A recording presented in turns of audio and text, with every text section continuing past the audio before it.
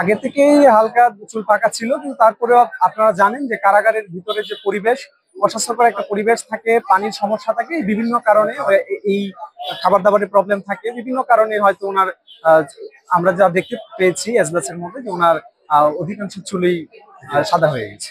লীগের সাবেক ঢাকা বিশ্ববিদ্যালয়ের সাধারণ সম্পাদক তানভীর হাসান সৈকতকে লালবাগ থানার একটি হত্যা মামলায় শুনানি দেখানোর জন্য মামলার আয়ু আবেদন করেন।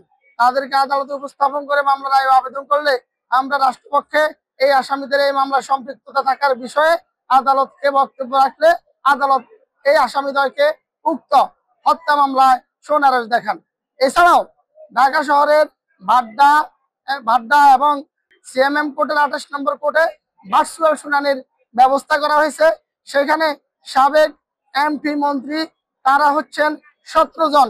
তার মধ্যে আনিসুল হক সাহেব, কামরুল ইসলাম, দীপু মনি, সালমান এফ রহমান সহ এই সাবেক মন্ত্রী এমপি 17 জন এবং 6 জন পুলিশ এবং সামরিক বাহিনীর মধ্য থেকে যারা অ্যারেস্ট আছেন, স্পেশাল কারাগারে যারা বর্তমানে অবস্থান করছেন, তাদেরকে আপনারা জানেন তাদেরকে আনা নেওয়া এবং কোর্টে আনার পর যে আইন শৃঙ্খলা পরিস্থিতির অবনতি ঘটে, সেই জন্য তাদের জন্য এই ভার্চুয়াল আদালতের ব্যবস্থা করা হয়েছে। ওনাদেরকে ভার্চুয়ালি শুনানি সমাপ্ত করা হয়েছে।